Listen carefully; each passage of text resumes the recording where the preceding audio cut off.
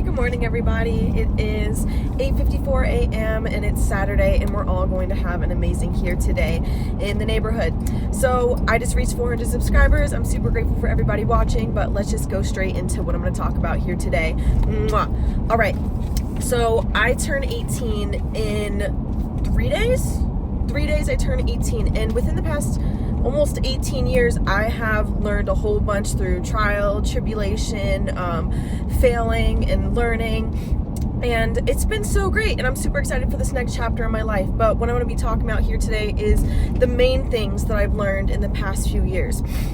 Past couple years, actually. I'm going to go way back in time, all the way starting in the 4th grade. So, you know what? My entire childhood, I was a winner. I was always winning, constantly. If I showed up to a competition, I didn't even have to try. I didn't even have to think about it. I was winning. Constantly winning.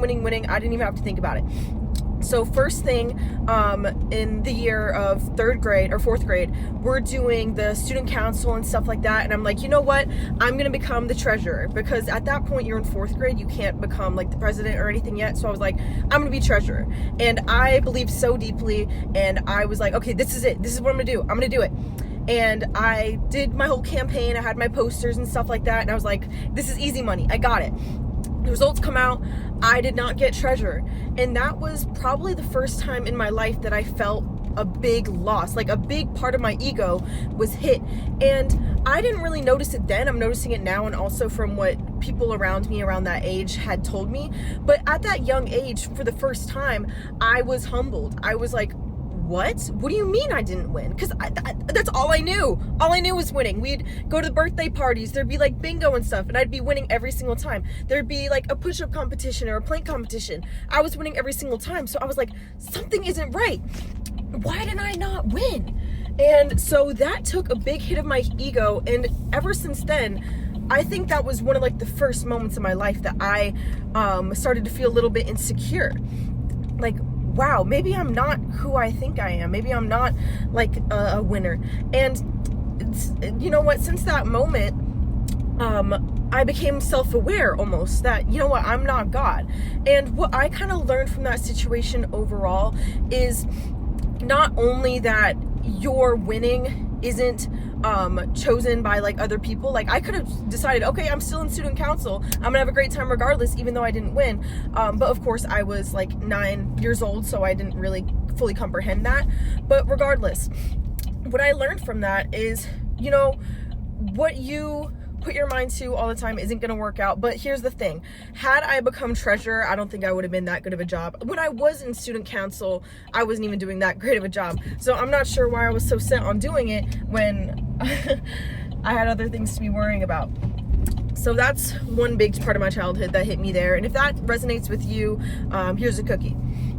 All right, so going on to, let's say, middle school years. Let's talk about like between the ages of 12 and like 14. That's really self-discovery, you know, getting to know myself, understanding myself and such. And during that phase, there was a lot of trying to understand not just myself more, but the world overall. And that's a really confusing time for a lot of kids. And during that time, I made a lot of decisions and mistakes that I don't resonate with. I had a lot of opinions that I don't still resonate with. And within those years, outgrowing those, I had to accept that I was wrong in a lot of areas of my life, especially during like the COVID-19 era and the pandemic and stuff like that. There was a lot of conflicting arguments going on in the media, and things that I believed were true then, I don't believe are true now. But what I was able to do and had the guts to do is admit being wrong.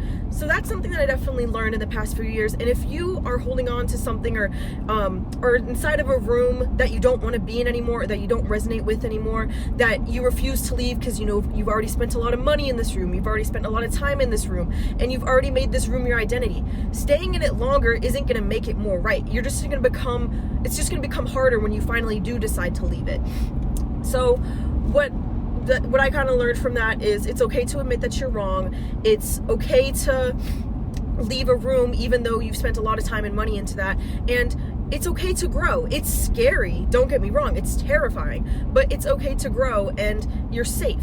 and safety, that's another thing. Like a lot of areas in my life, like my body, my self-image and stuff like that, I didn't feel safe. And that's like identity. And when I don't feel safe in that deeply resonates, and it's something super, super hard to let go of. Excuse me.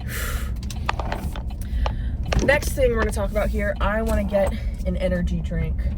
So, what time is it? Do I have time to keep yapping? Okay, I'm gonna pause this and then I'm gonna start talking again, but fuck, I don't need an energy drink. Maybe I'll just grab some electrolytes. I'll be right back. All right, y'all, we got the Diet Coke and we got the zero sugar, what's it called? Powerade. Let's get this show on the road. All right, so going back to what I was saying, between the ages of like 14 and 15, I had to realize that approval isn't everything. I wanted approval because I didn't have that many friends, and when I did get approval and when I did feel validated, I tried to hold on to that as hard as I could. And it was never personal. The people that showed that they cared about me, the people that showed affection towards me, they weren't some special person. They weren't some special entity. I made them important in my head. I made the interactions important in my head. And that's what happens when you value the validation of others way too much. And validation from other people is so fleeting, guys. Oh my God, guys, there's alpacas in there. There's freaking alpacas in that. Oh my goodness. Hi. There's alpacas in that truck thing, guys. Goodness gracious. But validation from others is so fleeting, because one day someone could be like, oh, I like Powerade, and then they try Gatorade for the first time, and you're like, you know what, I like Gatorade now. People change their opinions so often, things can happen, and to get validation and to feel your own self-worth from something outside of you is just straight bumbleclad. Who even comes up with that? So I had to figure that out on my own, and while the process of learning that, I was deluding myself into believing that my self-worth comes from inside. But when I think about my self-worth, I'm thinking about the validation of others that comes with it. So it was never from a pure place. So that's kind of what I learned in that age of years, like 14, 15, a little bit of 16. And I think at that point, when I kind of outgrew that some, and I actually started to become comfortable with myself and my own self-worth and my own self-confidence, I almost became big-headed. I am super confident now. I am the most confident that I've been in a while. I think I've been confident before, more than this in my life, but I think it was to the point where I was big-headed. I was, of course, it was good going from self-conscious to confident, but I think I took it to the extreme where I almost saw myself on a pedestal that was unrealistic. And of course, I think that you should have high self-worth, you should have a good self-esteem, but it was to the point where I didn't even really want to be around anybody, because I was like, nobody thinks the same way that I do. And you know what? That's fine. I know a lot of people, and I have friends, and they're maybe not on the same spiritual level as I am. They're not on the same, they don't have the same interests and such as me, but that doesn't mean that I'm better than them. It doesn't mean that I have more innate value than they do. We're just different. We all have the same love inside of us, the same light inside of us. We're humans. Hue being light, man, we're men. We're men. Regardless, we're all from the same source, and to separate myself from somebody else just because I think differently than they do is just straight bogus. And that's why also getting into my first real relationship with Landon, it was a little bit hard for me, because I was like I don't want to be around anybody. I not only was I kind of scared, but I just felt like I could never connect with anybody because I was way too in my head about things. And that's where self-confidence becomes a problem.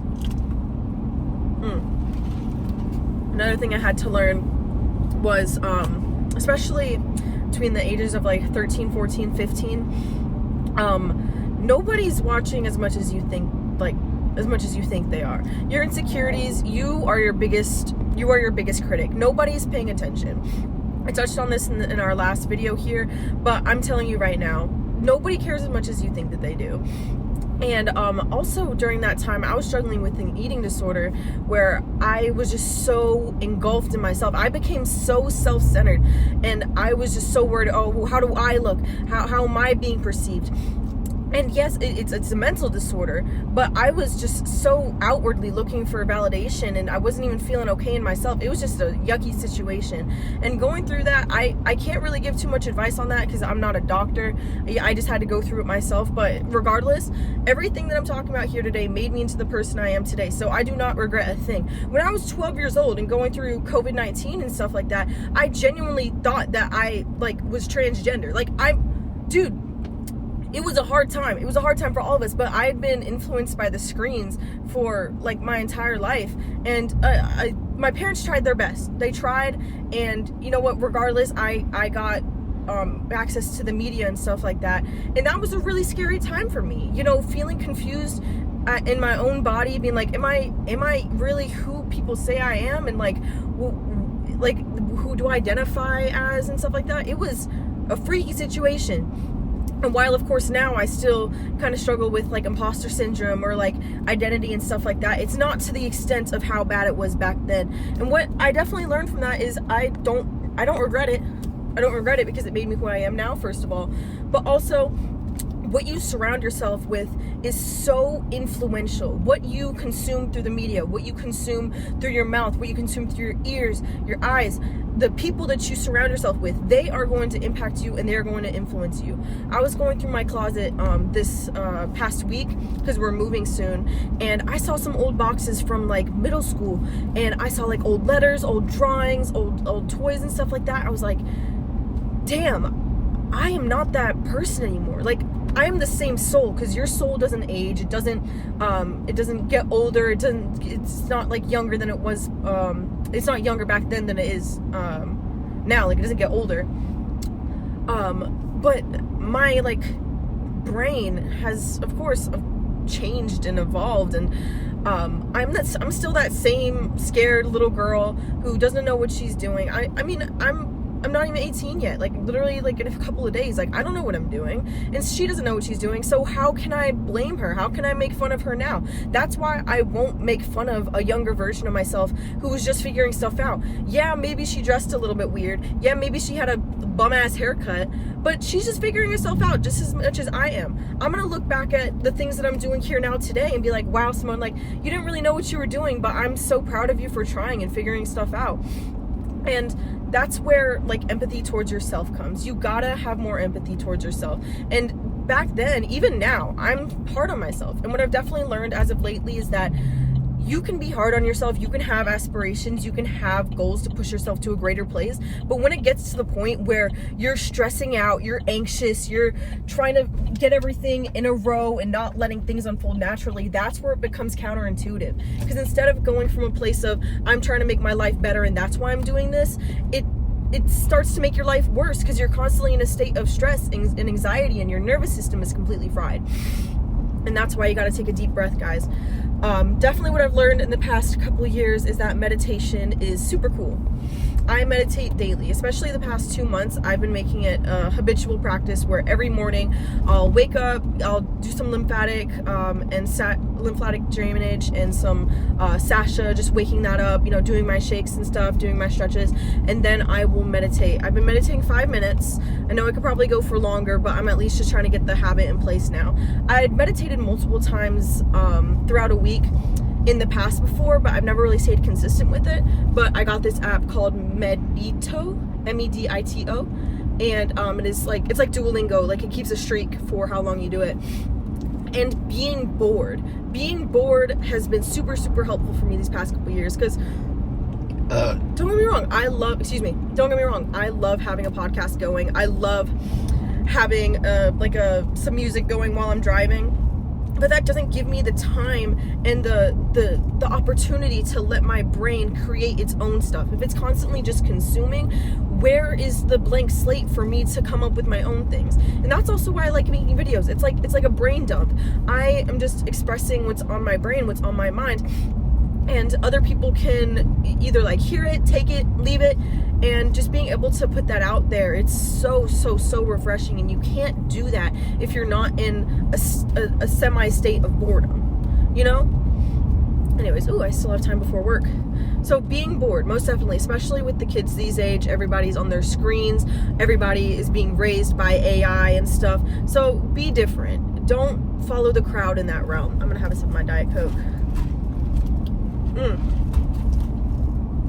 Anyways, what else did I learn? This past year, action. Taking action. For about not even 3 years, probably for my entire life, actually. I was looking back at videos from when I was like 7 or 8, and it was me making like YouTube videos before my parents told me I couldn't do that, because I mean I was 7 years old. I shouldn't have been posting too much online at that point.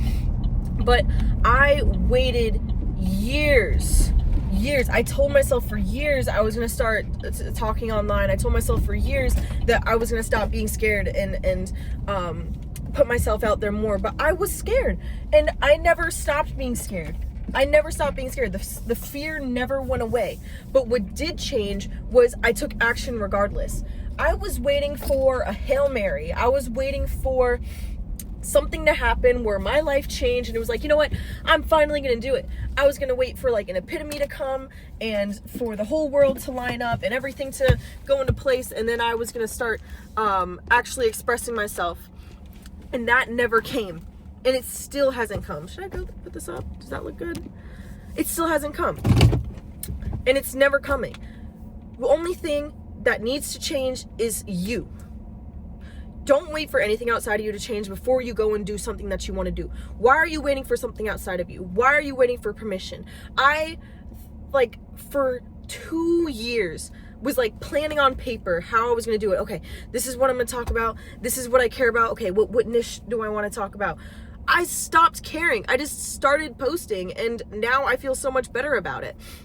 I never stopped being scared. I never stopped having that lingering feeling of, oh, are people judging me? Or even like outside in the world and stuff like that. I was like, okay, I wanna express myself in this way. This is what I care about. Like, I should like talk about this more with people. I stopped waiting for permission. I stopped waiting for something outside of me to tell me that it's okay to do something or do what I want to do and be who I want to be. I just started showing up. And that's the hardest part. Taking the action is so difficult before you do it, but once you actually do it, it's the easiest thing ever. I'm gonna get my sunglasses out. It gets so much easier once you actually do it, guys. Whether it's you're an artist and you want to start making music, whether you're a soccer player and you want to go in the big leagues, but you just feel like you're not worthy of it yet. You're never gonna feel like worthy of it until you actually go through and practice and prove to yourself that you are the shit. This is like outside my ears, but like it's cool. It's always gonna be scary, guys. You just gotta choose to feel the fear and go through it anyway. And that's something that I also learned, where we're constantly being like, okay, how do I not feel sad? How do I not feel anxious? How do I not feel anger? With the point of those, the feelings aren't bad, guys. You gotta feel those, and you gotta like express them. If you just try to like suppress them every single time they come up, you feel sadness and you're like, how do I make myself not sad? And then you watch a funny show, and then you eat some popcorn and you listen to some happy music. While those things are great, and I totally recommend being in a high vibrational state constantly, when you have feelings come up, you don't want to just suppress them and let them not happen. Let yourself feel them. Let yourself like be in that vibration and understand, okay, why am I feeling this way? And to try to fight it and to try to get rid of it immediately without like digesting it, you're just trying to shit it out. You're just trying to shit out something that just got put into your mouth. Bad feelings aren't like wrong. Of course, if you're trying to feel better about your finances and attract better finances into your life or something else, you do want to stay in the mindset of abundance. But when stuff happens in your life that sucks, to just try to shove it down and like be a masochist, hold it in your chest, that physically manifests. I for so long didn't let myself feel stuff because I just wanted to be a happy, positive, high vibrational all the time. it's okay to not be in a high vibrational state all the time. That's unrealistic. And not letting myself feel those things, while yeah, in the moment it felt good to suppress them, you know, either with like drugs, substances, scrolling and stuff like that, or even like stuff that's good for you. But not letting myself feel it, it accumulates in your chest. At least for me, it for every person, it'll accumulate in a different area. But fuck, I should go to work. But you got to feel. You got to feel, guys. Anyways, happy almost birthday, man. It's almost here, guys. Almost 18. Oh, man. Now I can't get away with as much stuff anymore. I guess when I turn 18, like, if I get pulled over for a speeding ticket, maybe they won't let me go. They didn't even let me go last time. They didn't let me go not last time, guys. It's cool. Anyways, bye-bye.